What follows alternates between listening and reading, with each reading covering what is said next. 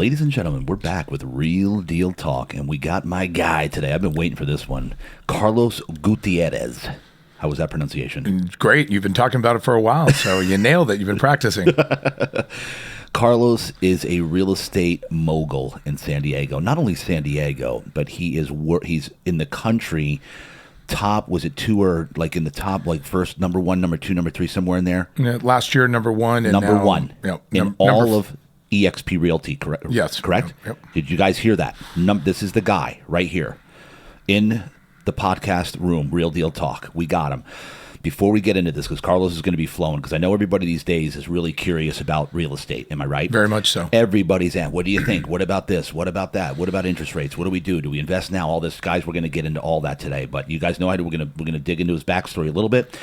But first, I'm going to give a quick word from our sponsor, and that sponsor is also this guy and my wife and I and our family business, Real Deal Sleep. Real Deal Sleep, ladies and gentlemen, is paying the bills. So if you're a fan of Real Deal Talk, I need you to support the cause here, all right? Come buy a mattress. Go to the website, realdealsleep.com. You can purchase accessories, sheets, pillows, name it on there. But if you need a mattress, Real Deal Sleep is your place. If you know anybody, refer us. And guys, I want to thank you from the bottom of my heart for listening, for tuning in, for watching. The feedback that I've been getting from this podcast is beyond anything that I could have even imagined. It's so positive. Everybody loves it. It's making an impact, making a difference. Carlos, you have a sleep system from us. How's that thing treating you? I was going to say, I mean, you don't have to ask them to just support you, but if they want better sleep and they want to go wow and not leave on vacation because the beds suck everywhere else, and they'll come back home and go, oh my goodness, my wife does it all the time. We travel, she comes like, oh, I love my bed. And I go, I know. And then we think of you and we thank you. Oh, isn't that nice? So Carlos got one of my latex dual sleep systems, zero gravity massage features, lumbar. He went all out, of course. We got 3 of them. You got 3 of them. A triple sleep system. He got one of our, it's actually the first triple sleep system I've ever designed for anybody. So ladies and gentlemen, Real Deal Sleep. Follow us, come down, support the, because listen, they're paying the bills. This says the podcast has no budget yet. All right, I'm just pouring out passion here. So help a brother out. All right. Anyway, all right, Carlos, back to you. All right, you ready? Let's go. Let's do it. Okay, so Carlos, let's start by kind of digging a little bit to your backstory here. I've known you for we're going on 10 years now, right? Ish. Say that, if not longer, Hardcore Fitness. Yeah, Hardcore Fitness. That's right. Another shout out for Hardcore. Yeah. I think we met in 2014. I don't remember because they opened in 2013, and we met right after they opened.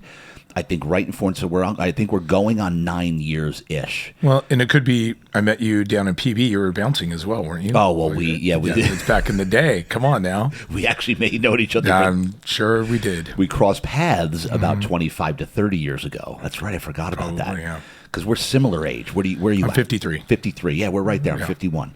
You're talking about a couple old dogs on the show today. I don't know who you're talking about. But that's not me, dude. Technically age-wise, but feeling and shape-wise, yeah, I think we're doing all right. Amen.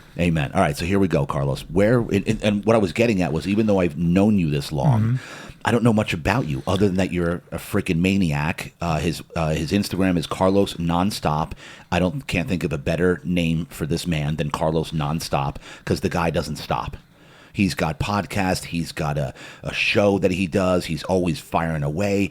And I've never in my life met someone who wants to help others more and wants to connect people more and wants to add value more to other people's lives than Carlos Gutierrez. Thank you. You're one of the most giving and genuinely great guys that I've ever met in my life. So as I said earlier, I've been looking forward to this interview. I can't wait to break this down. I can't wait to get our listeners and viewers some pearls about real estate. But again, let's go back now. And I want to find out where this guy came from. Yeah. So where were you actually born and raised? Not too far from here, Lakeside, California. Really? Yep. Oh, just south of 52. 52 definitely was not there when I was born. Yeah. My dad moved out there in 1969.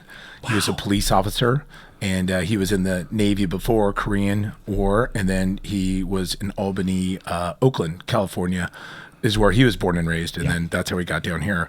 And then he was a police officer from 56 to 83. Obviously, I was born in 69, my brother in 71, and then my sister in 73. So we have three of us. Yep. And he was a hard worker, and acre of land, and he always wanted to have some room and kind of a farm. So I was raised with horses and cows and chickens and pigs and dogs and goats and cutting firewood and having a little garden, and and then he had rental properties as well, is how I kind of got into it. Way. But we were young. We were like, we didn't really have any weekends free unless we were playing sports. Yeah. But we had to work. We had to mow the lawn. We had, taking care of, obviously, the animals was my job. And, but it taught me a lot. It was amazing. And Wow. That's why I kind of moved from there. I didn't want to do that anymore. I moved to the beach, and that was like when I turned 25. Yeah, I would have no idea that you were a farm guy. Yeah. I mean, technically, right? Oh, Lakeside, dude. I listen to country all the time. And it is beautiful out there. And you go back out there now and you go like, wow, I had that opportunity to be raised there. Wow. And then that's what I'm trying to do with my daughter. But my wife is like, I'm not going there. You're trying. Trying, yeah. Yeah. And by the way, you're down in Mission Beach. Mission Beach, killer spot, dude. You redid that place. It is phenomenal. I mean, that was always a dream, and you have to have your dream board and your goals. And that was my goal, to always have a house at the beach and have a really nice car and a beautiful wife and all that life. But you have to be grateful for it. Yeah. You can't take it for granted. That's a lot of people do, and that's where they kind of lose it. Yeah, and we're going to get into that today, too. I want to talk about gratitude a lot, because I know you're one of those that preaches gratitude, and you're always just so grateful for everything, and always, you reach out now and again, tell people, hey, I'm thinking about you, anything I can do for you, let me know. Oh, yeah. So, so you were born in Lakeside. I had no idea.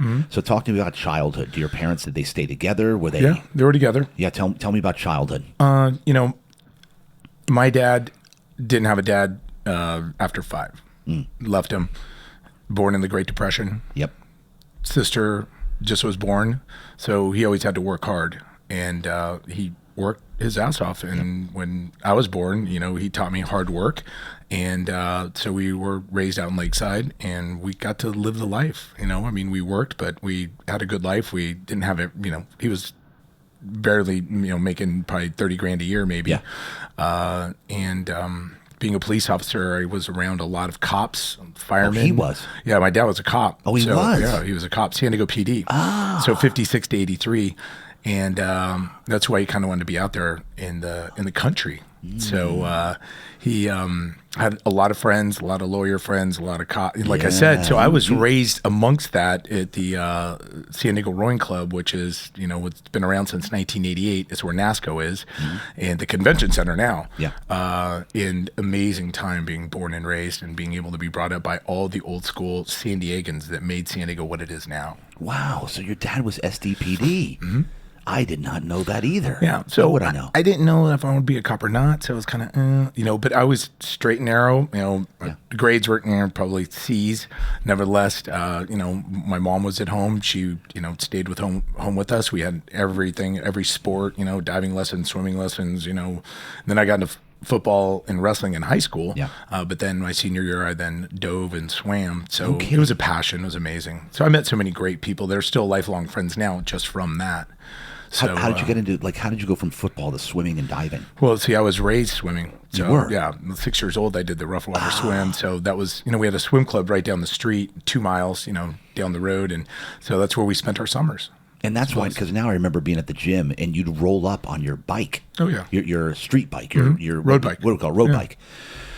So you're into biking a lot. I was, and it was through Challenged Athletes that got me the bike, and then really getting into it, and then carried along with Bill Walton, and then Team Chase, which a good friend of mine, good friend of ours, I was introduced to Bill from him. They had a son that had a disease, basically. I want to say it was spina bifida. Yeah. Nevertheless, his name was Chase, and he just started declining. Well, his dad was a big cyclist and always wanted to ride with him. Well, that family got to meet Bill and Lori through their service dogs.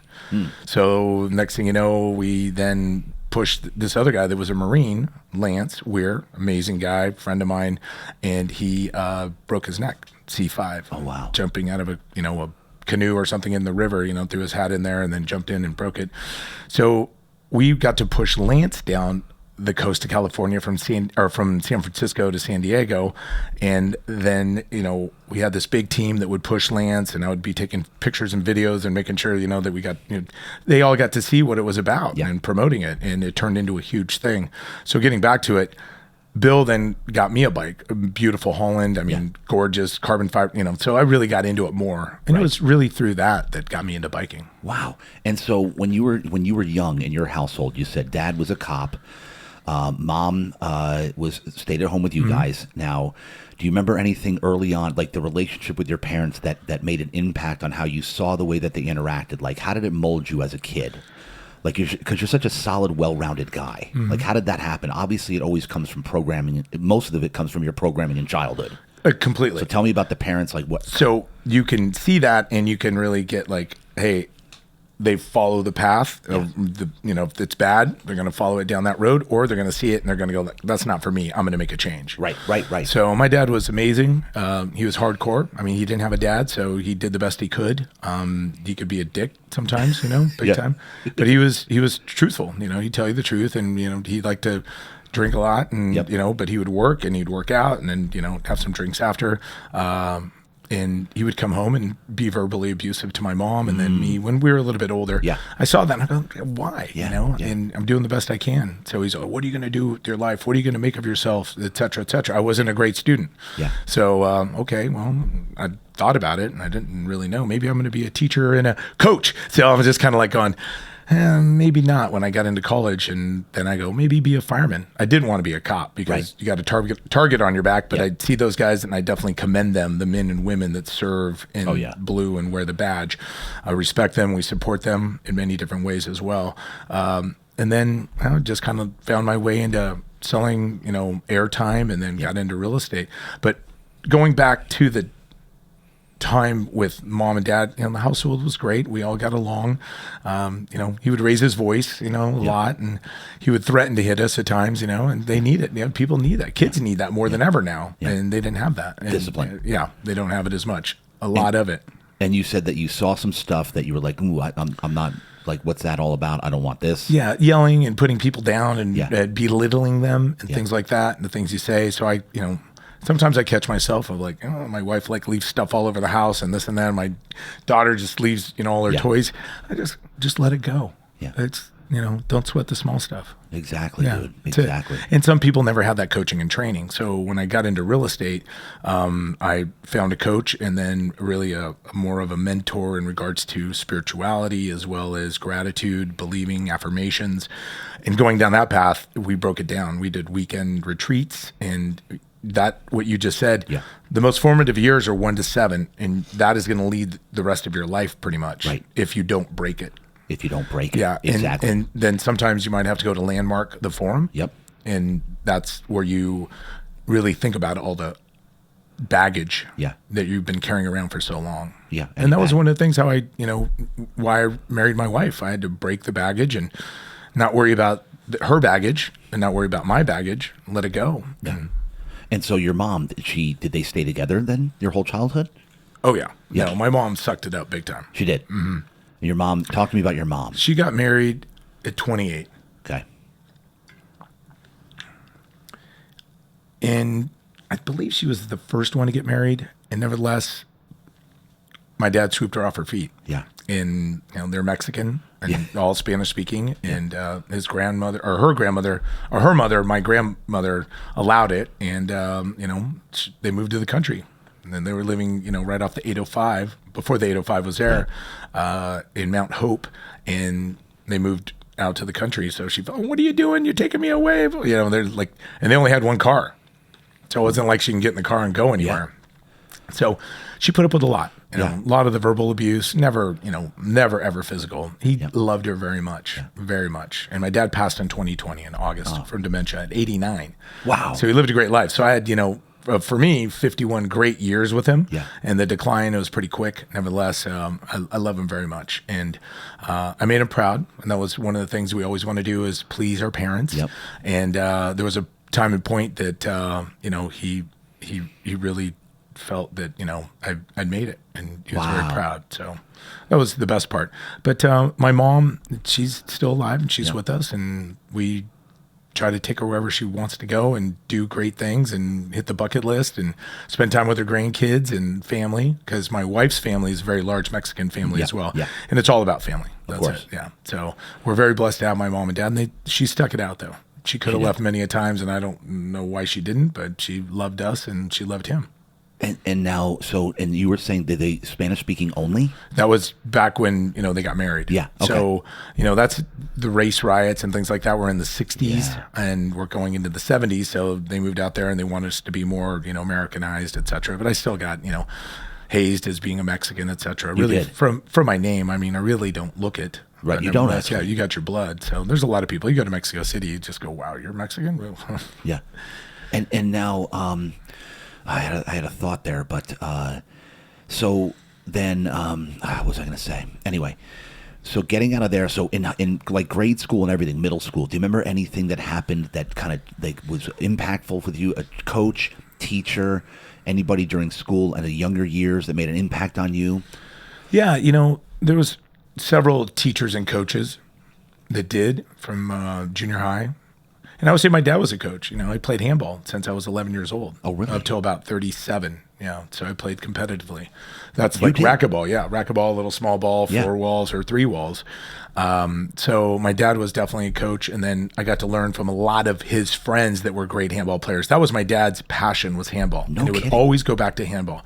Very competitive, one-on-one. It's freaking, you get thrown in the pit basically, and you got another opponent and a small ball, and, you got to win. That was it. And it's a very physical game. He loved, that was his passion. He would physical game? always talk about it. Yeah. Really? Well, if you ever watch racquetball, you got a racket, but go imagine with your hands. Yeah, because even racquetball is challenging. Yeah, but you got a racket. To a degree. Yeah. So I can't imagine. But you got a racket. So use your hands, and then, your balance and hand-eye coordination, and then just, knowing where you are in the court and understanding how the ball moves and the hops on it and the things you could do with the ball. It's pretty amazing. Yeah.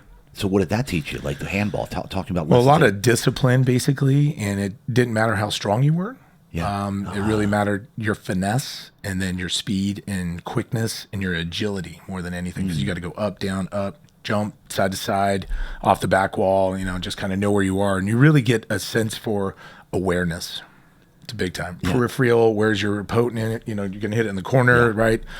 You're going to a lot of strategy. Wrap it around the walls, ceiling. So that was an amazing sport. Wow, so, that's incredible. And I played that in college. That was my college sport as well. What? Mm-hmm. Oh yeah, they have collegiate handball. Where? And now I don't want to skip ahead too fast. I want to ask your mom along the way.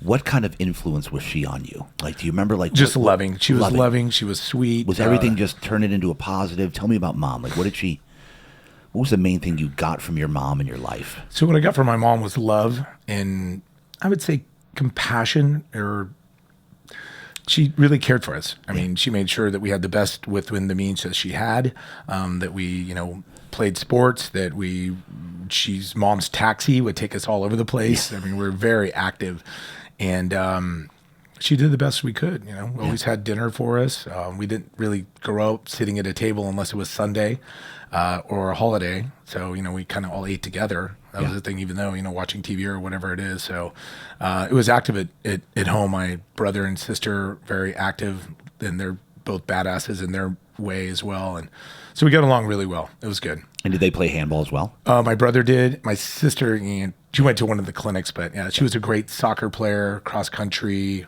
diver. She dove in college as well. Amazing. And then my brother was a good football player.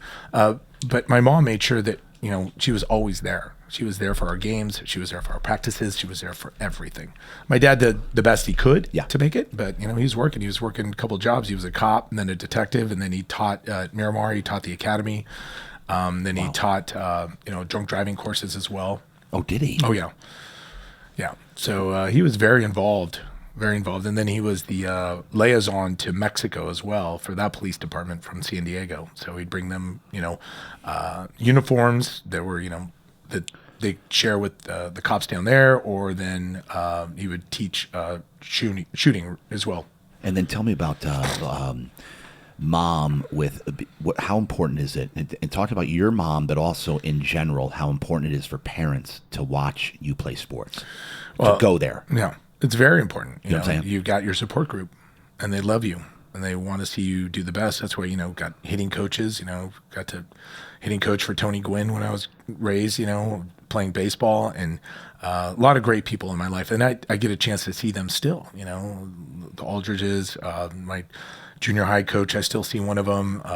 Mr. Rickards was another one there. They were great and always supportive. Yeah. And then high school, I still talk to a lot of my high school coaches as well. Wow. And still see a lot of friends that I grew up, learning handball from as well, from the club. So, and they're all older now. However, I respect them, appreciate them, because they all had a little page in each chapter of my life. Wow. And so many great people in San Diego. So. And Tony Gwynn, do you know Tony Gwynn Jr. by any chance? I don't really know him that well now. Okay. Yeah, I coach his son in football, cool. which I guess I'm pinching myself. I can't believe it. Yeah. It's just bizarre. It goes around. It's amazing. Yeah. It's really amazing. Timing. Okay, so you take me to high school. What was the high school? Do you remember any changes, or when were you always confident, or did confidence come at a certain point? And what built your confidence? What, if you can remember back, was there a moment that flipped the switch for Carlos, and you all of a sudden became this confident guy? Like, you always confident? I think we always question ourselves at times. Yeah. And then you have to have a little bit of that support as well, people that believe in you, probably more than you believe in yourself. Yep. That's what my coach says now.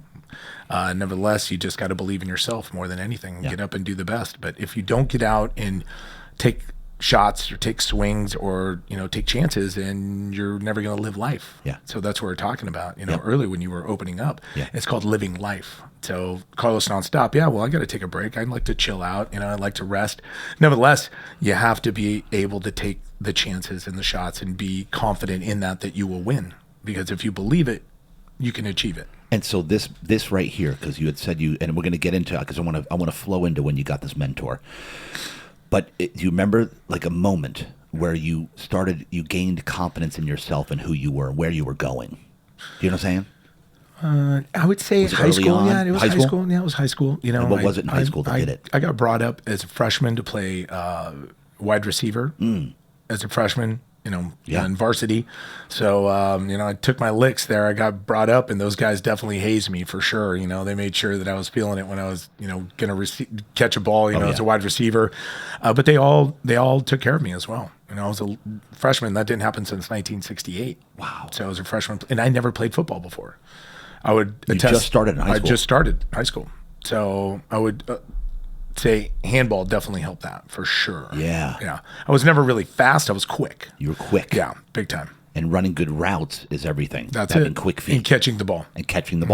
If you have glue hands, they'll figure out a way to get you out there. Yeah. So I went to El Capitan out in Lakeside. Yeah. So 85 to 88, and it was a great time. Definitely. And so you're saying that when they recruited you from there to the varsity, is you like, ooh, that you gained confidence right there. I did. Yeah, you can't get cocky definitely with those guys because they've been playing for a while. Big time. Yeah. But I would say it added a lot more confidence by far. And then so now this is now go through to, so how did that go? Like, did you start? Did you play you said you didn't play your whole high school career, right? I played varsity football all 4 years. You did? Okay. Yep. Yeah, and yeah, then I played baseball 3 of the years, and I wrestled 4 of the years. So I was number 1 in San Diego, going into Masters, which is, as in wrestling, that's, the championships of San Diego. Yeah. I blew out my ankle. No way. First round, and so I didn't go to while state. you were wrestling? Yeah. So I didn't make it to state. The year before I made it to state, but it was wrestling's an amazing sport as well. Yeah. And if you have young kids, I highly recommend definitely getting them into wrestling. Yeah, wrestling. I wrestled for a couple years. That was it. And I'm telling you right now, I think personally the most grueling sport of all, wrestling. It was the most grueling for me, like, because you're constantly using every muscle in your body, right? How did you? And you got to cut weight, and you gotta cut weight. That's a big one. And that's all leverage right there. It's all knowing your body, knowing leverage, knowing the moves, and knowing your opponent. Yeah. Wrestling is a really good sport for who you are, growth, humiliation, strength, conditioning. And there's so many things that go into wrestling. Discipline, respect. just because to go through the practices and to stay consistent with it was brutal.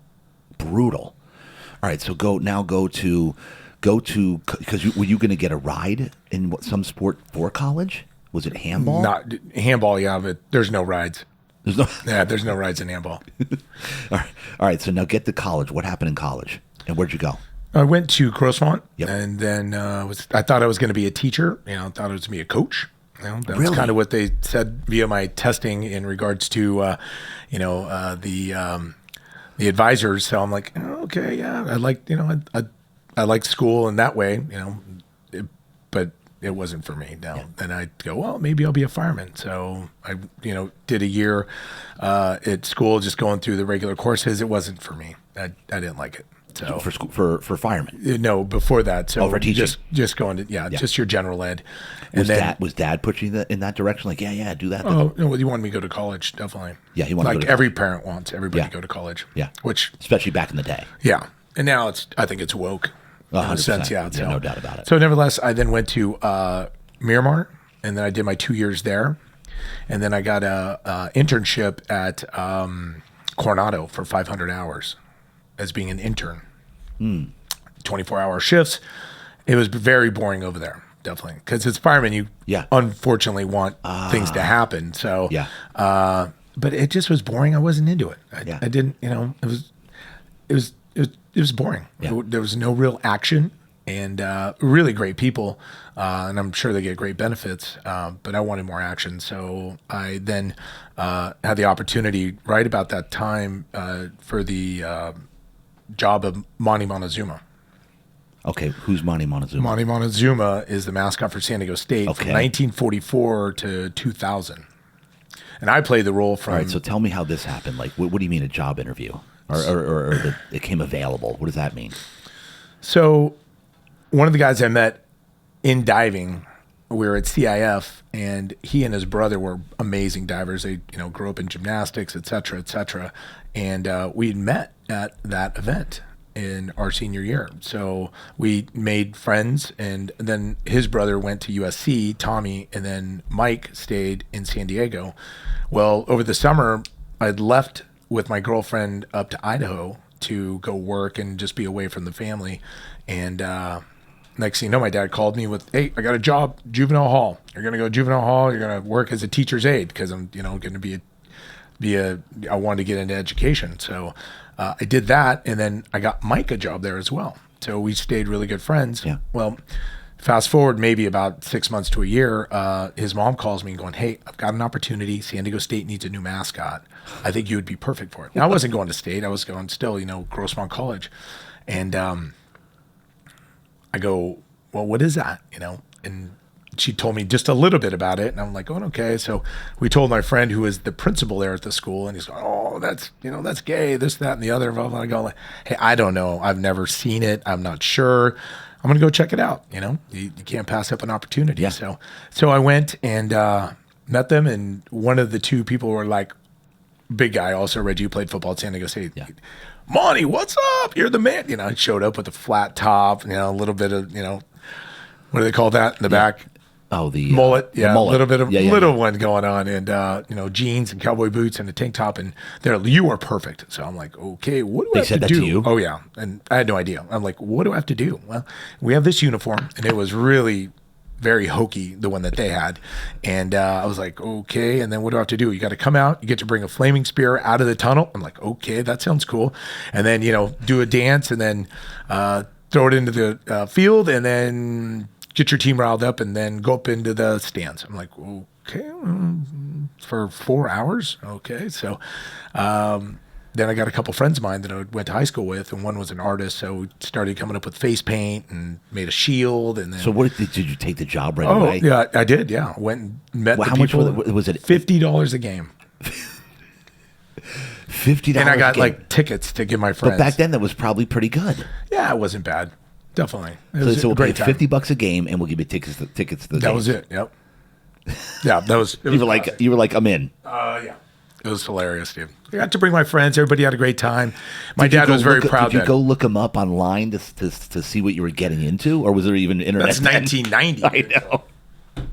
Yeah. Was there any internet then? 1990? I don't think so. When did the internet come out anyways? I don't even remember, dude.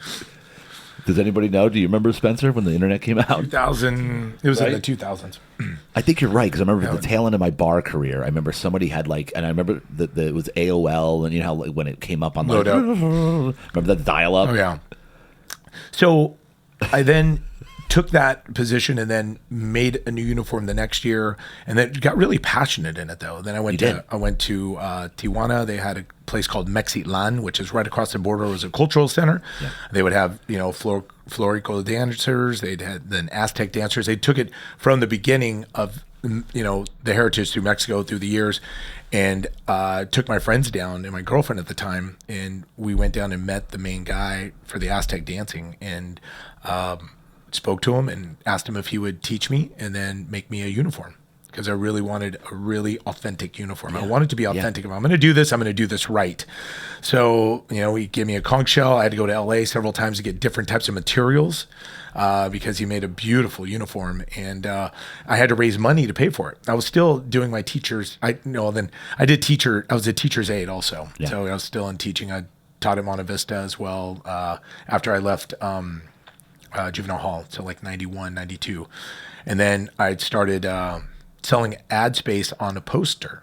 So I made a poster, a picture to raise money to pay for the uniform, because San Diego State wasn't going to pay for it. No. They were tight asses. Wow. They still are, but nevertheless, it is what it is. So, that made the first uniform, and people were blown away. And I introduced the conch shell as well, and people were like, "Oh my God!" And whenever they wanted me to blow it, wherever you were, people knew. They'd stand up, they'd rise up, and they'd cheer. I had like lines of kids following me at the time and things like. It was awesome. It was awesome. But I wanted to teach them about what what each design meant, the chachayotes that you wore around your ankles, where they came from, what the conch shell meant, et cetera, et cetera. So it was pretty rad. This is unbelievable, dude. Like now, because he's literally famous. Yeah.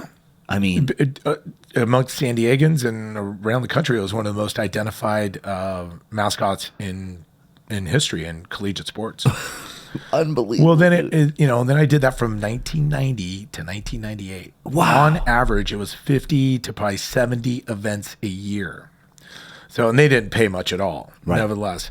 And I did that, charities, speaking at schools. And you'd show up in your uniform. Oh, I'd show up in uniform. And, stay in school, be a good citizen, do the best you can, get good grades, appreciate your parents, be thankful, be grateful. Yeah. So I learned that pretty early on, So tell me about what Monty Montezuma did for you as a man. Tell me. It seems like it's a monumental thing for you. Yeah, it was. And it humbled me, definitely, because, people were just so happy and so grateful to see me there. Was it a football game, or was it a charity event, or was it, a parade, or what it was? And they knew Monty Montezuma. 1944 to 2000. And then the president, Weber, killed it in 2000. Was it 2000? That is 2000. Weren't they going to bring it back recently? Well, I'll tell you more. So I played it till 1998. And then they had a new guy come in, and then... Did you leave voluntarily? Or? Oh, yeah. No, I can't do this anymore. Geez, 8 years? Yeah. That's a long time. I was like, it was a long time. And, it was extracurricular for me. Yeah. But I was very passionate. So if you're passionate about anything, like you are this podcast, that comes out and it exudes. Yeah. And people really love that. That's the most important part. And they loved it, because I played it hard. I left nothing... I left it all on the field. Let's just say that. I had very little left, very little voice. I was exhausted. I wore a pedometer. I'd probably run about 6 to 7 miles in the stadium. So I always made it a challenge to see every single section. If you're at Jack Murphy Stadium, the view section, you got the load section, you got the all the way down. So you actually go around the stadium. Oh yeah, and then I'd be up in the view section, and I knew that they were going to charge or charging down. I'd run down to get down to the end zone and cheer them on. And we're going back with like Marshall Falk, Oz Hakeem, Darnay Scott, Jesus. Wow. Santos was right before me, but God, all kinds. Great times. And how did this mold you? Like, did it do? Like, it must have been an incredible experience just to mold you as a person. I still played handball also, so it kept me in shape. Public relations, I love people, but communicating with people and kids as well. Yeah. So I have kids now that were like tiny then and like huge. And now I'm like, oh, I remember you as Monty. Oh my God, you're me. I got a picture of you holding, things like that. So it's pretty cool to see. And to give back to San Diego. Yeah. Go ahead. No. So I played that. Then in 2000, Dr. Weber killed the Aztec or Monty Montezuma. Okay. How was the next guy? Did he do okay? No. Yeah, no. They didn't want me to teach him San Diego State in athletics. They didn't want me to teach the guy. They didn't want me to communicate with him. They didn't want me to, well, because that's the way they are. So they want no part of it. If you did a great job, why wouldn't they have you teach them? They always wanted to get rid of it. Oh, they did? It was political, bro. That's when wokeness was coming out back then. Get out before of here. It was woke. So, and it always cost money, and it was a little time and energy from marketing department, and they just didn't want to do the work. Wow. So I took a lot of that. So, through the years, I wanted a new uniform. I went out and sold a poster. I sold like 3 different posters and just got my friends that were, businesses from Bullies East to the Marriott downtown, to this, to that, and small businesses, Aztec shops. But that's how I learned sales. Wow. Really. So that one really helped me when I got into radio sales a couple years later. So nevertheless, I played that role. And then 2000, I'll just fast forward, 2000, president kills Monty Montezuma. And then a small group of people. And the internet was just coming out right about that time because it had chats, the Aztec. Forgot what it's called. It was some site basically. And there was a lot of people that were upset. So they wanted to start a new organization called they wanted to start something. Yeah. And then they found me and then said, hey, we want to hire you. Would you play the role? And I go, well, it can't be Monty Montezuma again. So they're saying, okay. So we had some meetings. I go, it's got to be the Aztec Warrior, Eagle Night Warrior, and it's got to be the Aztec Warrior Foundation. Create a nonprofit. You can go out there. You can raise money, donations, new uniform. We are in support of San Diego State with this unofficial mascot, but I will be at all the games. I'll be at all the events. I'll go to charity events. I'll do the parades. So that's when it really caught on. And we got a ton of press, ton of TV. So when I came out with that Aztec Warrior Foundation, we came out secretly and TV stations were there and totally promoted it. So we were in the face of San Diego State. There's nothing they could do. We donated money back to the cheerleaders. They gave it back because San Diego State wouldn't let them do it. We tried buying on the field pass that you could buy. One of the coaches, Ed White, I think it was, said, yep, you can. Nope. Then they poo-pooed that, gave it back. So we did everything we could, but there was a small group of alumni that were very, very passionate of San Diego State and football and basketball and everything, that goes into it because that's our alma mater. So they gave everything they could. We raised money. We had shirts, sweatshirts, t-shirts. We went to every game. We had a truck that drove around with Aztec dancers and drummers. And so we were very controversial at the time, and we won. 2004, it went to vote, and pretty unanimous. I think it was 92% of the students, Aztec Athletic Foundation, and the alumni wanted it. So and so what happened? It kept going. So then when it's 2004, the vote went out. So we had a new uniform made, and we had me play the role. So they voted on a new uniform, keep the human mascot, and have Carlos to play the role. So then I did. So I was like, wow, we made an impact then, definitely, for the last 8 years that I did it, before. Yeah.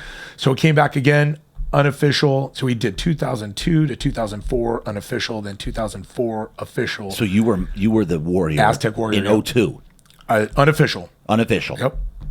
And then we got it then to vote through all those, through the college. Yeah. At end of 2003, like December or something. And they voted it all in. So I played the role.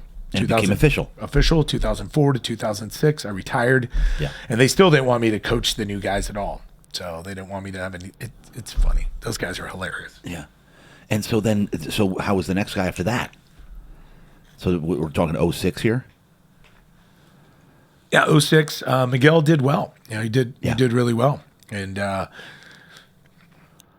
you always, when you do something right, and you know it, and always, you have to be aware of your surroundings, and there's kids like looking at you. People are looking at you all over, but you'll find those little ones. You see it out of the corner of their eye. The little guys are always so scared, and how an impact that is when you go and then you get down on a knee instead of kind of like hunching over, but you get down on a knee and you talk to them. Hey, would you like to hold the conch show? Would you, and then it's amazing the power of just communication of getting down to their level in a sense. And there was other things that he could have done that probably would have made me happier. Nevertheless, he did a great job. Yeah.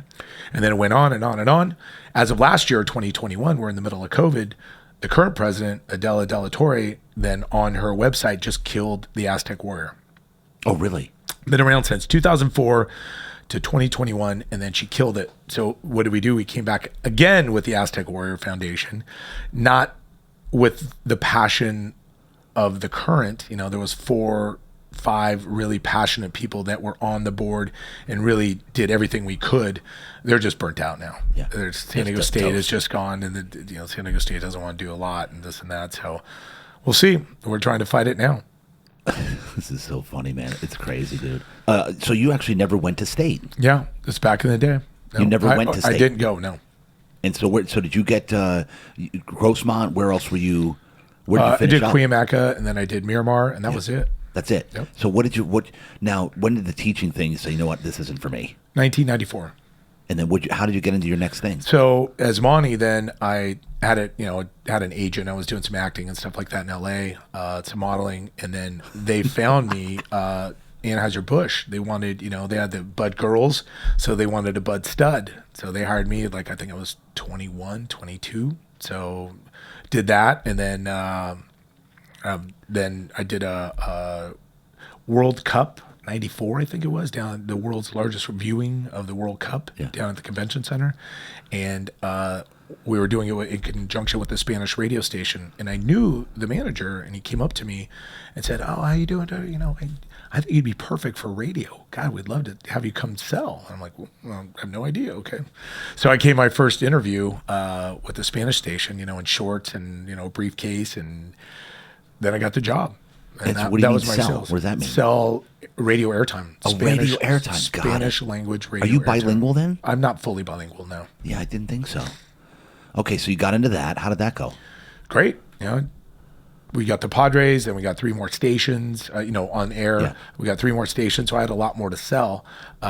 Nevertheless, Spanish language just wasn't their contemporary, English language at the time, but it was booming. You got the world's largest border crossing. Yeah. This is 1994.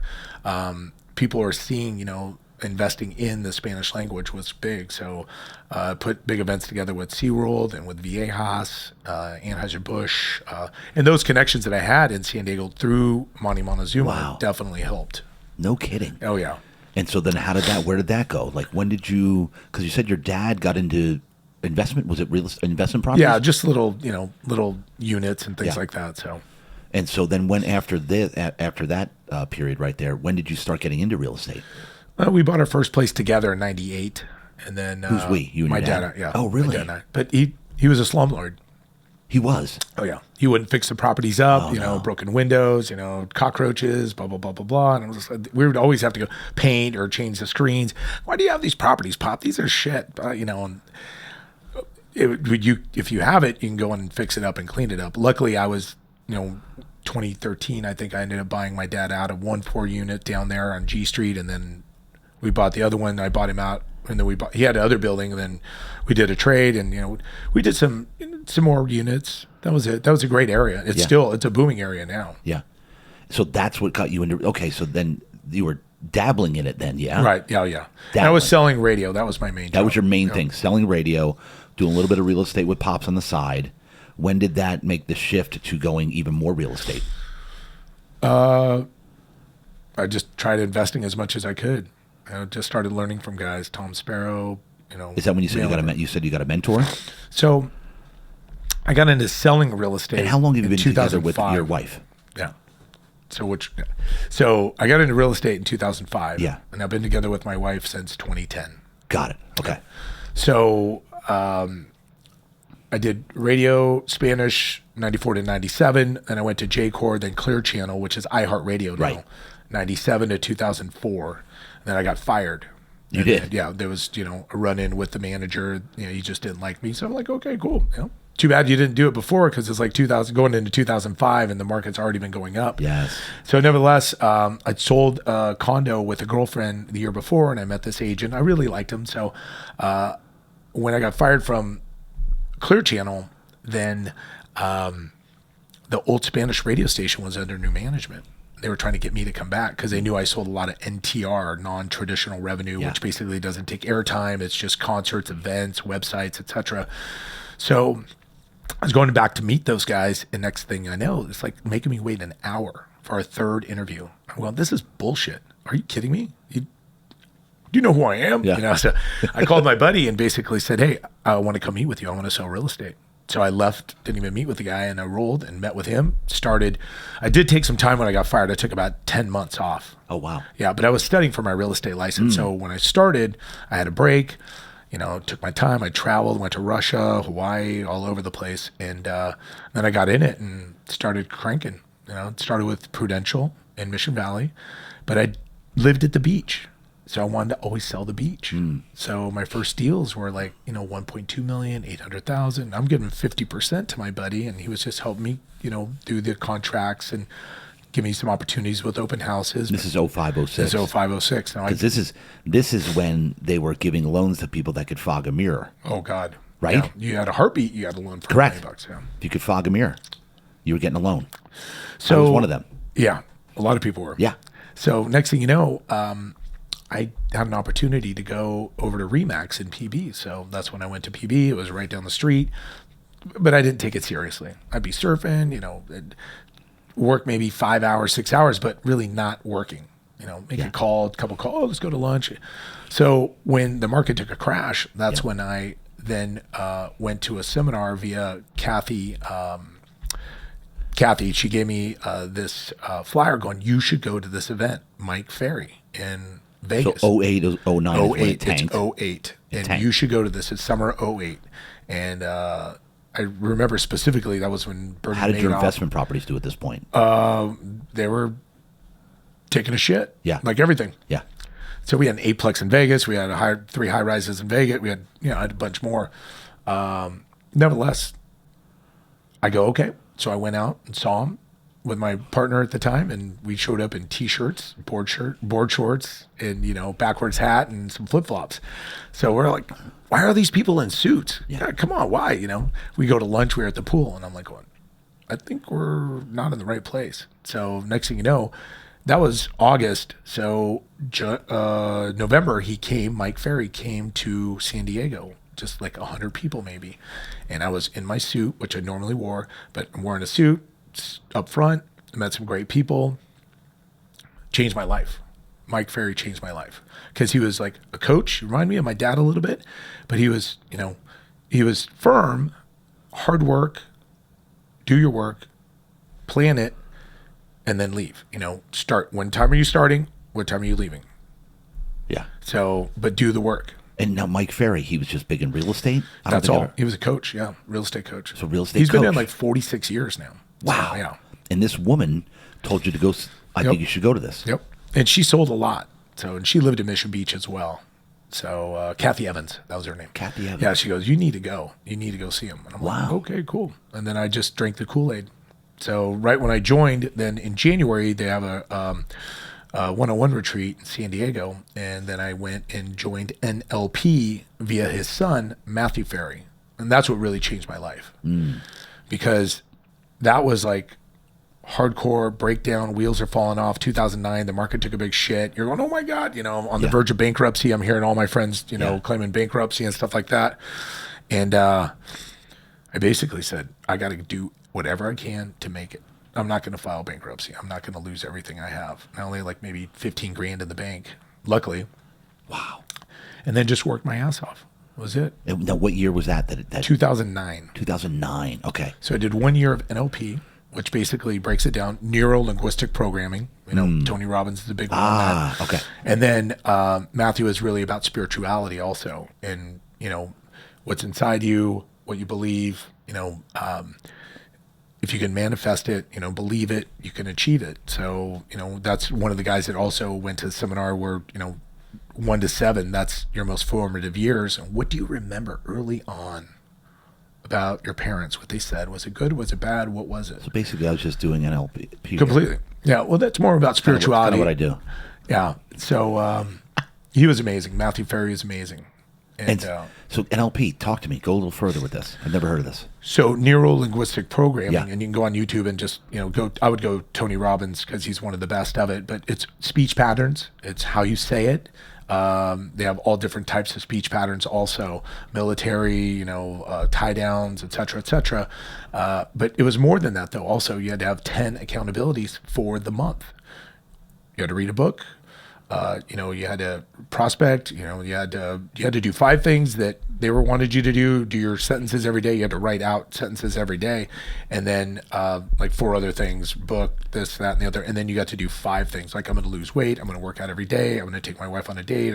So you had to have accountabilities. And did you do them all? And you got ranked. And then we competed against the other teams that he was coaching. So, and whoever won then got to spend a weekend with Matthew, which was pretty awesome. And this is as you're doing real estate. Yep. So, I was all in. No kidding. And I moved to La Jolla because I go, if I'm in La Jolla, I know I can go anywhere in San Diego and sell, and people will respect that. So next thing you know, I basically worked my ass off. Then I joined a little brokerage for like 3 weeks, and then they folded. And then I said, hey, REBA, Real Estate Brokerage Association in La Jolla, they basically have a meeting every Wednesday. I go, hey, I'm a free agent. I had like nine appointments, interviews that week. So I went to Prudential, spent 4 years there. And I told her when I began, I want to be a number 1 agent in La Jolla. Took me 4 years to do that. Yeah. So as an individual agent, not a big team. And then I left there and went to Coldwell Banker, did the same thing, 4 years. And then I went to Sotheby's, and now I'm at EXP. Now EXP. No. No Which kidding. And that's an entrepreneurial company. It basically. is. It's like 80,000 agents, but it's, it's like a multi-level marketing. It's multi-level. It's network marketing. Yeah. Yeah. I think it's fascinating and brilliant. Very. And most of the biggest heavy hitters that I actually know in real estate in San Diego are in it. Daniel Beer, right? Yep. Kyle Whistle, Pete Middleton. Yep. Yeah. Go down Carlos Gutierrez. Carlos Gutierrez. They all have teams, and they recruit because it's a multi-level marketing. So basically, you could be an agent, but you could recruit other agents, et cetera. Yeah. I love that. I prefer to sell. I like doing the selling. Yeah, I know you do. Okay, so talk to me, because this is 2009, and I picked up on the fact you said you met your wife in 10. Right. Or did you meet her in 10? Did you meet her I met her in 10. Okay, so how did that go? So we met at a fundraiser, and I got her number, and then, that was like in July. Now, would you attribute the personal development that you had started to go through with Ferry, where you started working on things, to all of a sudden you met your beautiful wife? I wouldn't say that had anything do you know to what I'm do saying? with it. Yeah. Curious. We met at a fundraiser, and then I got her contact information, and then she went into my database.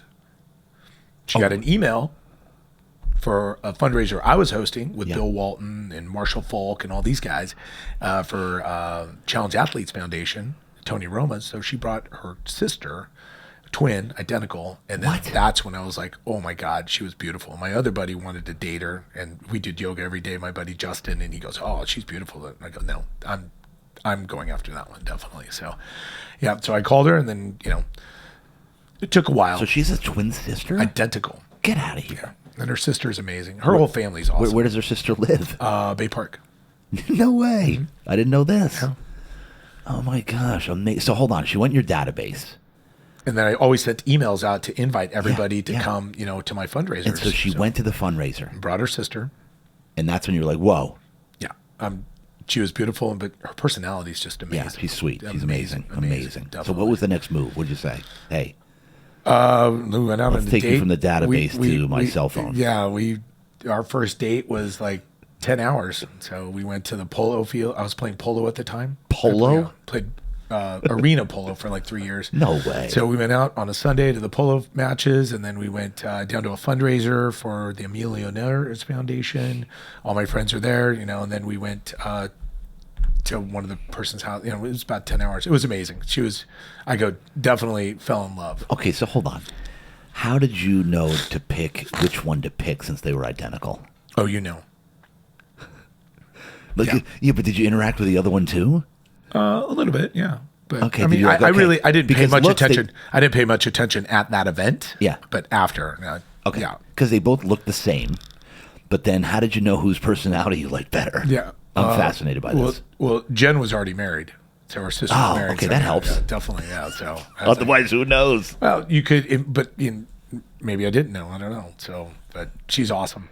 Oh, that's amazing. What a story that is. I love this. Yeah. All right. So now, okay, you meet her. Now, what was she, because she's in real estate with you. She does a little bit of like the loan side. Yeah, she's a lender, broker. Was she in real estate then? She was. She was a lender, yeah. She's been a lender for probably 20 some years, yeah. Got it. She's okay. amazing. Oh, that's great. Yeah. Okay, so then that went great. So then when did your real estate career just start going? Because you said 4 years, or like which one was your best place? What was your favorite place? Give me when you started hitting your kind of your wheelhouse or your stride. Well, I would say COVID. Really? Yeah. No kidding. The reason is because it took away all the distractions. So I get to focus on the client. Mike Ferry was just, we have a lot involved with coaching, basically. You have a call every week with your coach, and then we have opportunities to be a part of different groups. Mondays with Mike is one, so we have a call at 7 a.m. This is still going on? Oh, yeah, definitely. And there's probably a couple hundred people on it, at least. Wow. And then, he talks about real estate and what we should be doing, what's going on in the market, stories to give us kind of ideas on what we should be doing. And he had amazing mentors as well, so like Earl Nightingale and Mike Vance and Gunther Kloss and all these guys. So he talks about those guys, and they were at the very beginning of personal development. Wow. And so yeah, Mike said you need to call your database. People want to talk to you. They want to talk about something else. They may want to move. They might want bigger. They want smaller. But everything, and your home in 2020 turned into being your office, your school, your playground, your da-da. So a lot of people were moving, and we were afraid in a minute. But when we realized about COVID, how deadly it was not, right, and how kind of they were inflating everything. We just hustled. I call my database all the time. I did videos and a lot of referrals. So it was a great year. So I broke my goal. I wanted to make $1 million. It took me till COVID to do that. In a single year. Yep. That was 2020, and then 2021, I hit barely almost $2 million. And that's in gross commission sales. But with EXP, you're 100%. Yes. After 80,000 GCI, which is $16,000 that the company will take out. And then after that, then you go to 100%. Yeah. Then you can invest in the company, 5% per deal, and then you give like a transaction fee of like $250 or something like that. So, right. But you have to pay for your marketing, your advertising. Of course. I have 2 assistants, so those things add up. But the concept is phenomenal. Yeah. So definitely. What got you to EXP? So it's been around a while, right? And I knew about it, but I thought it was more team oriented. You have to have a team, et cetera, et cetera. I'm an individual agent, so when the world shut down, of course, all offices shut down. They cut the marketing budget. They were giving us, a little bit of incentive to be at the company for marketing, advertising. They shut it all down. I'm like, oh, what am I getting here? Come on now. Nobody needs a brand to be able to sell real estate. Yeah. Because you are the brand. That's right. And that's where you have to believe that you're the best agent to help a person buy or sell, get the most amount of money for a sale and or purchase, then they are going to, get the best deal, the best terms, et cetera, et cetera. In a deal, people both have to feel like they won. Yeah. And that is your job. So I called Pete Middleton immediately. Pete, I want to talk to you more about it, because he's been talking to me for a while. Right. Great friend, great guy. And he came over, and my wife said, before he even came over, she goes, we're going to do, you're going to do it. So I'm like, I'm down. So, because I already had my coach, I already knew what I was doing. I already had my marketing, et cetera. So, yeah. So. And how long ago did you join EXP? It was May of 2020. No kidding. So I broke out of my split in 5 weeks. So that means I went to 100% for about 11 months. So did probably think over $1 million in, probably 36, 37, 30, I don't know, somewhere in there. And then last year I did about 50 deals and almost hit 2. So yeah. Wow. Unbelievable. All right, so talk to me. These were golden years right here for real estate. My real estate buddies, at whatever level they're at, it's all relative, right? They all basically had the best year that they've ever had, right? Talk to me about what's happening now. This is what everybody wants to know about. Everybody's like, what do we do? Interest rates are up. Do we hold off? Do we buy? Talk to me about what's going on. So I'll just leave it with this. Would you rather? Fire away. Yeah. If you're going to buy $1 million home, would you rather? Oh, and it's going to be $1 million, but in 6-7 months ago, it's probably going to go 100, 200,000 over. Right. Even though the interest rates are maybe 2.5, 3.5, something like that. Yeah. Would you rather pay 1.2 for $1 million home at 3.5%, or would you rather pay $1 million or maybe 950 at 6%? I'd rather pay the 6% because you're going to get the property. You can always refinance. Those rates are not going to stay. They're already in the 5s now. And they have buy downs now that the seller can contribute a credit. So if I give you full price, you're going to give a credit to buy the rate down. 2-1, so 2% the first year, and then 1% the second year, that your rate will go down. And if the rates go below that, then you could probably refinance that and get a better deal. Buy the real estate now. If you like it, buy it. I'm looking more units. That's all I want. I like Golden Hills, Sherman Heights, that whole area, 92102. That area is amazing. So talk to me about give me the whole, because I'm looking at this thing and almost getting annoyed at how high prices got. Like with properties that were like $1 million a year ago that are now over 2. But are they selling? Well, the ones that when they were selling before the interest rates started going up. Do you know what I'm saying? Yeah. Like when prices were so ridiculously inflated, like fast. Oh yeah. So tell me how that all happened, and tell me about I want people to learn here the process of what's happening with the Fed, why they're raising interest rates. Let's get down for the layman here. Well, you know what I mean? There was so much free money out there. They gave so much COVID money, et cetera. You didn't even have to work. So people had a lot of, money. They weren't spending money on anything. So real estate became very, very valuable because there's not enough of it. We're still like 5-6 million homes short in America right now. 5 to 6 million homes short. San Diego, you're not going to be building much more either. That's why they're trying to do all the infill. But regarding inflation, they have to raise the interest rates to kind of slow it down a little bit and to get us out of it. So I thought they'd go to the 9s and 10s, but I haven't seen that yet. So we're in recession. So with that means they usually have to raise the rates. But they've been printing so much money. It's insane. Yeah. So, interest rates are in the 5-6s. Who knows where they're going to go? My wife says they're going to go down lower in probably January, February. That's what her gurus are saying right now. Her gurus are saying. Yeah. But if you like the house, buy it, because are you going to wait for the rates to go up or the prices to go up? The rates to go down, or Now my question is why did and obviously it's always about demand. Why did the prices go that high that fast? Well, because there was a shortage of inventory and there was a lot of money out there, and interest rates were almost like free. That's free money. You're borrowing money almost for free. Yeah. So that's a big one right there. So that means your affordability can go up. But when the interest rates are higher, then you're going to pay a higher rate. And so that means your monthly payment, because that's all people are buying is the rate, is the price that they're paying per month. That's it. Yeah, that's all. You're paying, would you rather rent or would you rather buy? And what's that difference? Well, then buy, because you can still buy a home, 3% down. And then, but I've heard that the Fed is going to raise them again. Well, that's what they say, but who knows? That's what they said. We don't have they're a crystal saying. ball, yeah. And the next one's what? Isn't it coming soon in December? Yeah, it's supposed to be. Right? Yeah. I don't know middle of December? I believe. I don't remember the date. Yeah. So it'll be interesting. From what I'm remembering off the top of my head, I think it was mid-December. Okay. All right. So keep going with the real estate, man. Talk to me about if you're saying that right now, even though the interest rates are higher, prices are already coming down? Yeah. Oh, prices have come down, definitely. Yeah. Okay. How much have they come down? What's happening? What it are you seeing? depends where, La Jolla went up 40% over the last 2 years in median sales price. I'm talking recently, let's talk the last 6 months. Last 6 months, we're probably down 10, 15% maybe. Okay. So they're coming down 10 to 15 roughly in the last 6 months then. Probably. No matter where it is. Yeah. Some places more? Probably, yeah. It's hard to say exactly. Are you doing single family homes? You're doing multiple units. Yeah. What is it really? But I'm a buyer right now. Definitely. I suggest get out there. If you've got your money, go out and buy, because it's over time. You got to look at the long game. Yeah, that's it. You're not, unless you're going to be a flipper. Yeah. That's a tough market to be a flipper right now. Definitely. And by long game, explain what that means. 3, 5, 10. I mean, I'm longer than that, definitely, but 10, 7, 10, 15 years, buy it, hold it.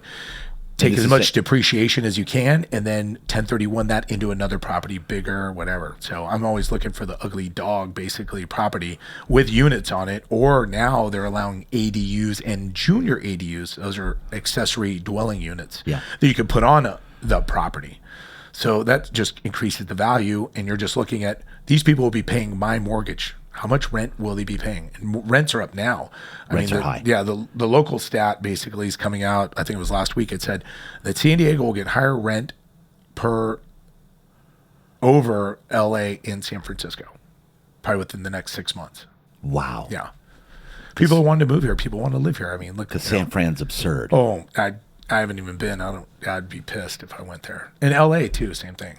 Really high. Yeah. What about New York though? Isn't New York crazy? It's a shit show. Right? Yeah.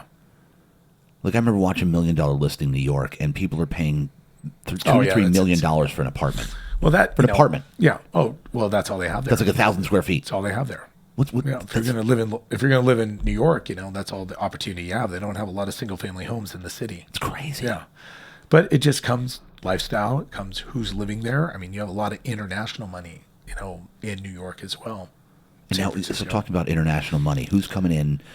I heard like all these guys from China are coming in with cash and buying up properties. And yeah, not as much right now, but they are still coming. People from all over are coming to buy in San Diego and America as well.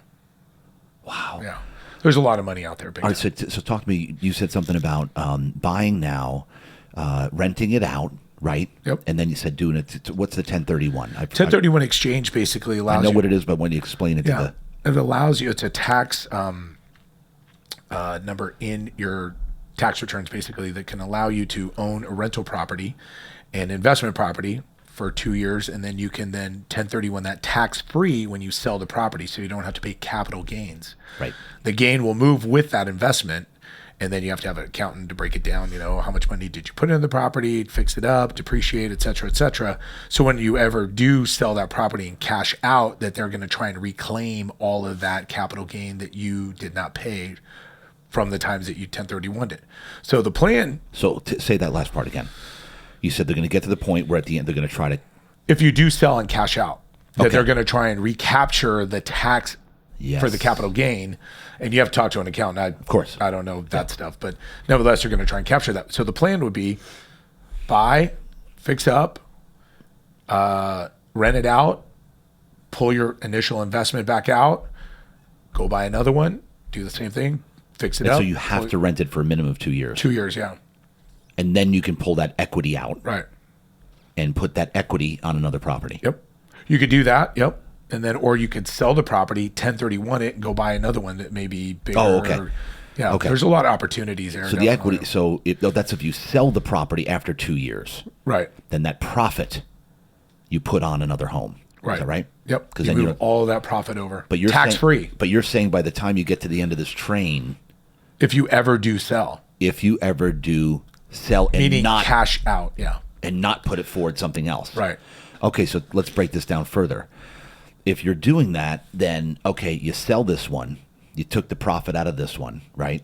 We put that profit on this property here. Boom. No capital gains taxes. 1031 exchange, right? Right. Okay, boom. We do it again. We sell this one. But we got 2 years, right? Right.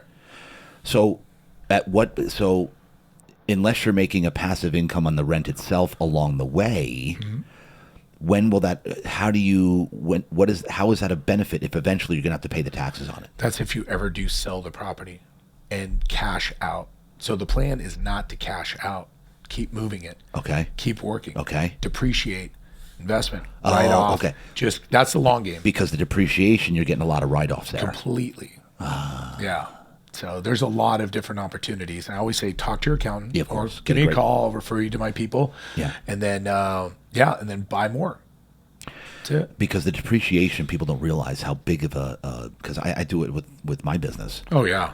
Depreciate. And you can depreciate like further out. I mean, obviously this is a CPA conversation. Where, you should have a CPA and a lawyer on here too. Definitely 100%. An accountant, and then get your financial advisor in as well. Because if you're W-2'd, then it makes it a little bit tougher for you to write off more of your income that you're making. So I'm 1099, so I can have an LLC here, an LP here, and then write it off, cost segregation. Or just, my wife handles all that, but I know a little bit. I just know make the money, invest the money, keep it coming in. Yep, and then rent the property to really great people. You're providing a service. You're providing homes, houses, apartment units, whatever, for people to live in that are clean, safe. And so Carlos, for what you do, and because you represent the buyers, right? Either buyers or sellers in my professional real estate profession. Yeah. And then talk to me about somebody listening, watching right now, about how easy is it to get into a home? Would it be like a duplex, whatever? How much percent down? And obviously we can't quote here, but we're just and say, hey, yeah, do this. Rent it out. Here's how you find the renter. Give me that scenario. We just talked about it briefly. So break it down further. If you have a job, great. Yeah. Make sure you have good credit. Yep. Okay. And if you have any questions, reach out. We know how to help people with credit, increase their credit score. Got it. That's a big one right there. Big one. Have a little bit of savings. You can also get gift money as the down payment to buy the property as well. What does that mean? So that means that somebody could gift you money for the down payment. What percentage? If you're a first-time home buyer, you can get a home for 3.5% up to a certain level. I think they just changed the number as well. I don't know if it's over $700,000 now. I think you could buy a home up to that. If you have a little bit of money down, was it 3%, 5%, 10%, 20%? Norm is 20% to buy a home, but they have different programs. So nevertheless, you're going to make sure you have good credit score, make sure you have a job, make sure that, you're paying your bills. Credit companies don't like it when you skip paying bills or late. Yeah. So make sure that you do that. And then if you need help from mom or dad or a friend, they can gift you the money for the down payment. All right. So talk to me about that. What does that mean? Say, okay, you're getting qualified, right? So does the gift go directly to me and then I give it to the down payment? Yes. Or is the gift going to go directly to the... It goes into your account. They'll wire it to your account. Okay. Yeah. And you disclose this to... Yep. You write a letter, basically, hey, they've got... And your lender will handle all of that. Yeah, basically. Of course. Yeah, here you go. They do everything. And then, it's gift from this person, because they do serious checks now on your banking. Where did this come from? Oh, cash came in, but they don't want 2008-9 to happen again. Right, because back then it was really shady. Dude, shady. Totally. When you're shady. calling your lender's calling the appraiser, going, "Hey, Joe, I need this property coming at $1,050,000, and it's only worth like $800,000." I mean, that's what happened. So now, lenders now have a third party company that they have to email the appraisal to get their property appraised, and then they send their person out, and then there's really very little communication with the lender at all. Okay, so and now the gift thing. What why is that all? Is that all of a sudden a thing? Has it always been a thing? I think they allowed the higher level of gifting now. I believe that the entire down payment could come. But isn't an annual gift like the max is like 60,000 or something, or 65? I'm not sure exactly in regards to just a gift, but to buy real estate, I know that they've allowed a higher level of the gift. Really? Yeah, I've talked to my wife on that one. You're getting out of my realm. I know anything lending. I know, but you know more than the layman. Yeah. Well, I don't know that one. So. Jeanette, give my phone. Where's Jeanette? Yeah. Call her up. She's amazing, though. Put her on the air. She is amazing. We wouldn't own all the stuff we own if it wasn't for her. No kidding. Yeah. So so talk to me about that. Give me the team environment that you and your wife have. Well, she tells me what to do. Doesn't yours? Pretty much. Yeah. Directly, indirectly. Yeah. She makes it seem like I'm in charge. Yeah. Which is great. But at the end of the day, I don't do anything or make any decisions unless I know that she's happy with those decisions, right? But Rachel's very, very good at making me feel like I'm pretty much in charge. Yeah. Right. It's good. Happy wife, happy life. That's what but it if is. I do anything, like she just gives me that look or the type of comment that I know that I'm off track. Yeah. And then I'm not going to make that decision like that.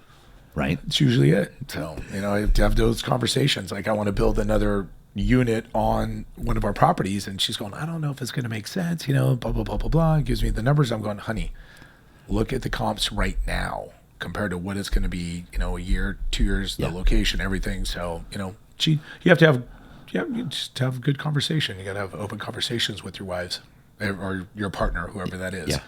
But how is that?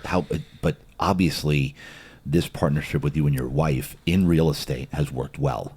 Very well. Yeah. We help a lot of people. She is the real deal. She is sweet. She's genuine. She is smart. She's creative. She helps. She's passionate of helping people. She does for some families that she knows her story, and she's like, she sometimes will do it like make no money on it because she really wants to help them get a house. This is their first house, what they've come from, where they, she deals with a lot of foreign nationals. Really? Yeah. How does that happen? She just gets a lot of referrals from Turkey, a lot of Iraqis, a lot of Mexicans. She does a lot of business in LA as well. And People now, that have shitty credit or no credit, she's able to work it out. So if people that are listening right now and watching, give me where do you and her stand out as if somebody's coming to you, what are they going to get? Like your team, you and your wife. Because listen, real quick, EXP doesn't do loans. No. Right? No. So that's a totally separate thing with her. Completely. She's not with EXP. Nope. Correct. Okay, because I looked into this. So talk to me about if somebody's coming to you guys, what are they going to get? Like, how do you stand? You're number one agent in the country for EXP. Number one. So I'm not number one right now, nevertheless. I'm number one in California, but number 5 in the country right now. Got it. Okay. So, yeah. You're slipping. Yeah, well, it happens. You guys are crushing it big time. So. Yeah. You're not slipping, but customer service is number 1. Okay. Honesty, integrity. That's what they're going to get. Yeah. And someone that's going to out hustle and outwork my competition to get them the most amount of money if they're going to sell, and then if they're going to buy, the most, thorough negotiation possible for them when they're going to buy in the best terms. So the honesty thing is the biggest part, though.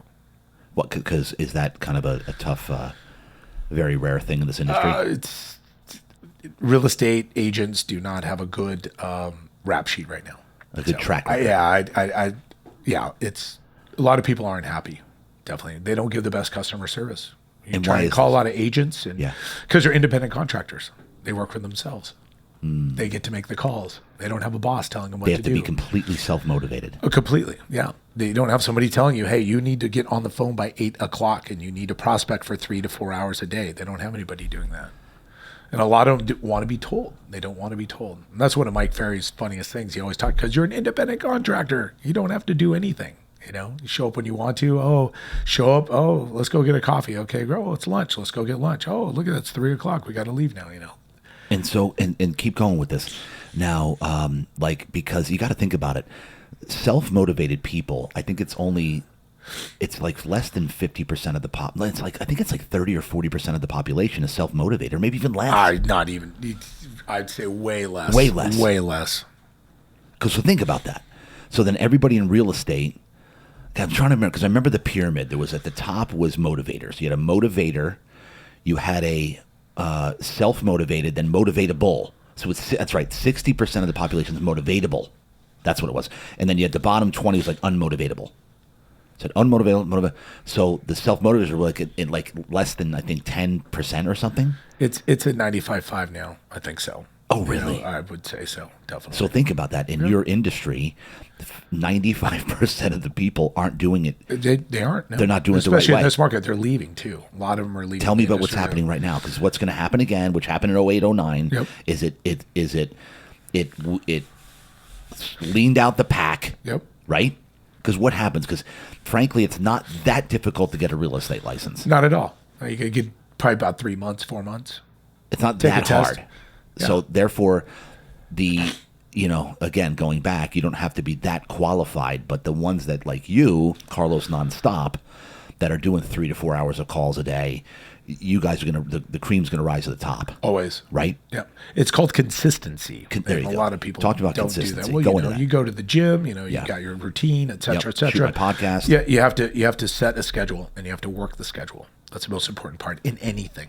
That's, you have to have the schedule. What do you do? It gets a little repetitious. Nevertheless, that's where you break it up a little bit. But, that's called living life. If you want to be successful, mastery is 10,000 hours. So keep doing it. Keep going. 10,000 hours is mastery. There's a lot of business to be done every day. Find a good coach. Find someone that you believe in. Somebody that's going to not motivate you, because motivation is kind of, inspire you maybe. Yes. Invigorate you. Teach you what to do, how to do it, and mimic that. Find those people that you aspire to be like, and give them a call, connect with them. That's what I do. We role play. We have mastermind groups, accountability groups. I'm accountability partner to 3 other people right now, where they send me $1,000 checks. They told me what they want to do. If they don't text me by a certain time, then I get to go cash that. Oh, wow. Yeah. And their business is only going up big time because of that. Yeah. Wow. Okay, we know what we need to do. You just got to do it. You just got to do it. Yeah. So talk to me about the weeding of the pack right now. It's happening again in real estate. Right? Oh yeah, definitely. Well, when the market shifts like this, they don't have their friend or their mom or their dad that wants, or their brother or sister that wants to sell a home and, make a commission. I mean, what's 40, 50 grand? That's not that much. Sorry. Yeah. And then you got to pay taxes on it. Yeah. And then you got to, pay all the other crap. No, it's nuts. Yeah. So if you're doing that a month, it's still not bad, but you got to get up in the $100,000 to $150,000, $200,000 a month. Yeah. That's when you're making some money, because in California, what are taxes like? I think I'm 46% or something. It's nuts. It's insane. So that's why you need to have really good tax attorney, financial advisor, CPA, and then, make sure that you cover your ass. We're talking to my insurance guy now of like, when you do have assets, what you should be doing, what level should you be going? Do you have life insurance? Do you have trust set up? That's a big one. I just got a call from a good friend of mine. Her ex-husband had a house, but he didn't put it in trust because it was too much money. I go, $1,500 to create a trust? Yeah. Come on. People don't think about that. So plan it out. If you don't plan, then you're planning to fail. Yeah, and so it's funny because I love seeing this happen is because when it starts to become work, like you actually have to work at it, then they're running for the hills. Oh yeah. Right? So then totally. So then the animals are left to, like you and some other guy, Evan Tando, another one who's just doing phenomenal. Are just crushing it. Pete Middleton, right? Yeah. And so keep going with the if somebody's watching like if let's say they want to get into real estate. They want to get the real estate license. What's your advice to people right now thinking about it? I would ask them, why do you want to get your real estate license? Oh, I want to make money. Well, you do. Do you want to work?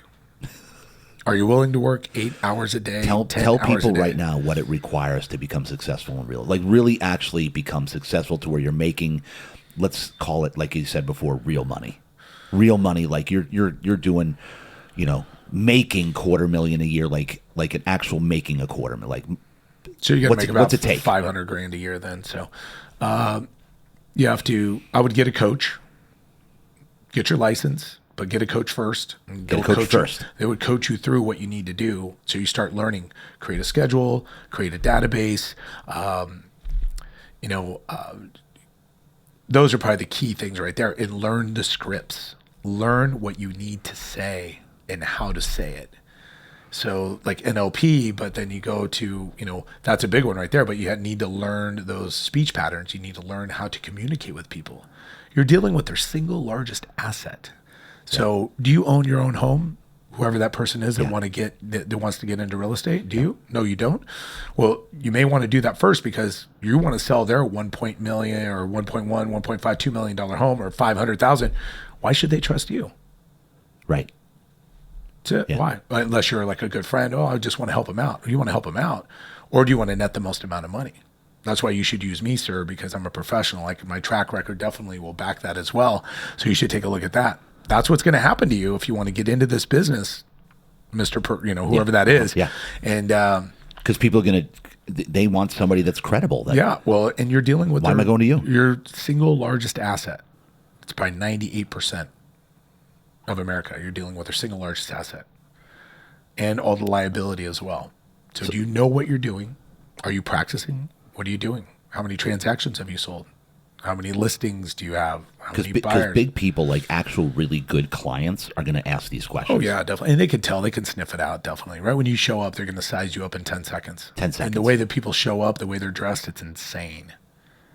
They'll know immediately. Oh, yeah, totally. If you're legit, you know what you're doing. That's why you got to wear a suit and tie, make sure your shoes are shined, make sure that you look like $1 million. That's your uniform. And then when you show up, then game time. Hi, nice to meet you. I'm excited to get your home on the market and get it sold. Do you mind if I take a quick look around the home? Oh, let me show you. No, I'm okay. I'll take a look myself as a buyer through the buyer's eyes. Yeah. Why don't you sit over there? Then you take control. Yeah. So some people, let me show you around. You're like, no. Yeah. Oh, no, you don't say that. You go, no, that's okay. Why don't you sit over there? Here's a packet. Why don't you take it? You already saw the contract. You saw my marketing plan. Okay, great. I'll be back in 2 minutes. And we did just do a walk around? Yeah, you just check it out. Condition of the home. Do they have carpet? How's the paint? What's the floor plan like? So how fast can you've already scoped out the property prior to you're going to see prior photos and all that. So yeah. And you've already comped it out prior to meeting with somebody. Yeah, but sometimes floor plan, is it, on a busy street? Do they have a backyard? All that stuff goes. Yeah. So. And so how fast can you give somebody like a price on a house? And like, how's your pricing? So are you so confident when you price out something? This market, it's been tough. Really? It's shifted big time. Yeah, so, fast. Yeah. So, what's the condition? Is it on a busy street? Is it on a hill, flat lot? I mispriced one by over $1 million recently. Really? Yeah. So. What do you mean how do you know you mispriced it? One sold down the street for 4.8 about a month before, and then, but it had similar lot. It had wide open ocean views, but it wasn't really as usable as the one that I priced down the street. But she had done hers over the top, where it was so custom, beautiful, great art, et cetera, beautiful home. But the people just didn't like it because it wasn't plain Jane. The other one was white, and it was a Frank Lloyd Wright style too. So that's a big deal. But ocean view is huge. And so what do you mean you priced it too high? Yep. The buyers wouldn't even buy. So. And so then what happened? We had to price adjust. That's it. And you got to move quick in this market, because if you're going to chase it down, then you're going to, then you look a little desperate. So we took it off the market. She did a refi. We're going to put it back on next week. Oh, really? Yeah. But price is everything. That's all it Price is. And you know that. You'd sell. Dude, price is everything. Yeah. So if you have a thing that's overpriced, it'll just sit there until you price it right. People know the value almost of everything. And that's where buyers will come and tell you exactly, how a property's priced. If you're going to get a lot of showings, you're going to get offers, you're close. You might hit the market, but if it's, overpriced, then it's going to sit like stale milk. And how fast do you know if you've overpriced something? 7 to 10 days. 7 to 10 days of a listing, you know if you've overpriced it. Yep. How do you know? No showings, no calls. Brokers go in, they let you know basically like, hey, this, the floor plan sucks, there's no view, you priced it here, they'll tell you. Or they just don't show up. Oh, they just don't show up. Because they'll see the listing and they see the price and like, I'm not even bothering with this one. Really? Big time. Yep. Wow. That's incredible. We'll look at the market now. I mean, that's because now it's changing so fast. Yeah, a lot of homes basically will stay on the market. I mean, I think it's 1,900 right here. This last week, or 30 days are over. We're at 30 days are over? 30 days are over, and that's unsellable. They're going to have to do a price adjustment. So, are you saying that that's the average? Average days now is about 33 to sell. To sell. And talk to me about not even, 6 months ago, you had bidding wars in 24 hours, right? 8 days. 8 days. What's the average sale? Yep. That's insane, bro. At what point during this craziness in the last year did it, what was the fastest? Like where people were, you'd list a home and you'd have immediate offers on it within 24 hours. Yeah. That was happening, right? Probably 50% of my listings were. My fastest closing last year was 3 days. All cash, $160,000 over list price. Oh my gosh. Unbelievable. Yeah. All right, so Carlos, let's wrap this up. I want everybody to really, because you've been, again, I've said this earlier, you've been one of the most amazing guys in my life. You're just a great guy. You're just always calling, checking in. Is there anything I can do for you, JD? You're connecting me with people, sending referrals, of course. Always. But, and if they really want good sleep, come try one of your beds. That's right. Definitely. Come in. Changed our life. Try it out. Yeah. And so, I mean, you're an ambassador because of your sleeping with it. You know what? I'm a connector. If I believe in something and I know value, definitely. And if I see it and I feel it, I'm definitely going to connect you with somebody good. So what do you need? And I love that. Good attorney? Do you need a trust advisor? Do you need a good window washer? The guy today, he's amazing. Beds. What is it in San Diego? I'm born and raised. I know so many people that I refer so much business out to other people because they're good. Yeah, and this is why you and I have hit it off, because I've always been very proud of the fact that I'm a connector as well. Yep, very much so. Connecting you people. Are. You very love much connecting so, people. Yep. You got to meet this dude. You got to meet this person. Hey, I don't know what it is about this person, but you got to meet him. You got to meet Carlos. Yep. I love it. All right, so Carlos, people listening and watching right now, I want people to, because you are in my expert opinion of knowing a lot of people here in San Diego. I know hundreds of real estate people. Oh yeah, I'll put you. You could throw a rock and freaking hit one. Yeah, you're in the top of the charts for me as far as reliability, accountability. You will never, ever, ever have to worry about. Oh, am I going to get a hold of him right now? Is he going to call me back quickly? So tell people real quick. Give me the scenario of how they get a hold of you and the process that you do. Like, hey, here's what's going to happen if you want to sell your home, if you want to buy a home. Contact me on, because I'm going to put your credentials all over this podcast, but tell people how it's going to go, build their confidence as to what you do and how you do it. Like basically your quick commercial here real quick. Well, we're going to end on this. Real estate market has probably made more millionaires than any other industry. It's true. And that's not being a real estate professional. It's being a buyer. Everybody that bought a home probably like 5-10 years ago, your home's probably worth $1 million now. Right. So let me help you through the process, and it's very litigious, and it's very marketing driven and professional. You can never get a second opportunity. You never get a second chance to make a first impression. Right. So you have to come out with everything, and that means that the professional like myself is going to have to list a property, and that's mostly what I do. And marketing, advertising, exposure is huge. So you want to get as much as you can right when that listing goes out. So it'll be a short process. We'll meet for maybe 15 minutes. I'll go through it unless you have a lot of questions, and I'll show you step by step what I will do to help you get the most amount of money for your home. Customer service is huge. Huge. So I have a team right behind me that will then take and hold your hand through the process and get everything done. We will do inspections on your home before we list it, because we want to basically be transparent. Yep. We want to show everything up front and let the buyers then choose, do they want to come see the home? Do they want to write an offer on the home, et cetera, et cetera. As a buyer, shrewd negotiator, basically, I love to negotiate, the best opportunities for my buyers. And right now it's a great time to be buying. You don't have a lot of competition out there. Yeah. So, are the prices coming way down? No, but it depends if, They're coming down quite a bit. It depends where they start, though. Yeah. Are they realistic where they're starting? We're not in pricing 6 to 8 months ago. So, and those values were inflated. They were. So, or you're in kind of a normal market. So when you look at it that way, we then get you the top lender that's going to get you the best deal. And if it's Jeanette, great. If it's not, she'll tell you, hey, you got a better deal over here. Jeanette's your wife. Yeah. You go use them if you can get a better deal. But, is that a bait and switch, or is that actually what they can do? That and other lender. And you'll guide them on that. Oh, completely. Well, she's the one that can tell them that. Anything lending, you talk to Jeanette.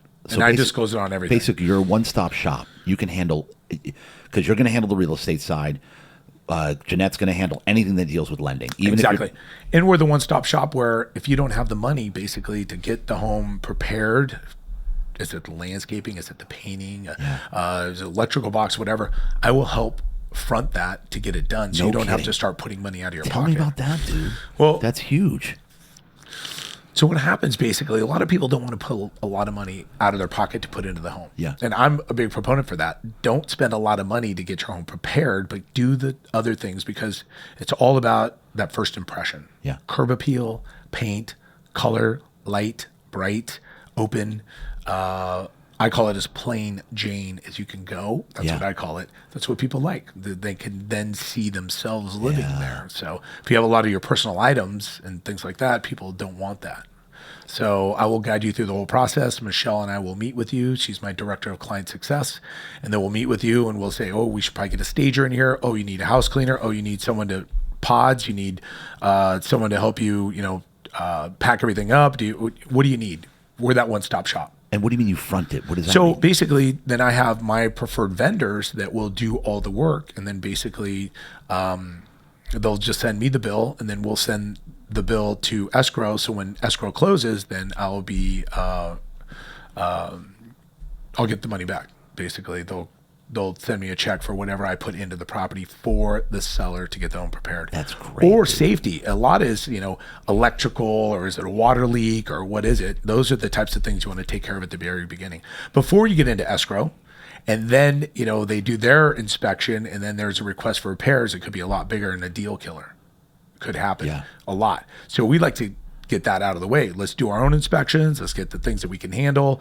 And then we fully disclose that, hey, here's everything going on with the home, and this is what we've done to the home to get it prepared. So I like to be as upfront as possible. Yeah. Very transparent. So this is incredible. I didn't even know this was a thing. So you're telling me somebody comes to you, Here's what needs to be done. I don't have the extra. I have enough to put 5% down. I don't have any other cash to put into staging, fixing, nothing. You can say, all right, I got you. Right. Right? Yep. You use your vendors, put that into escrow itself.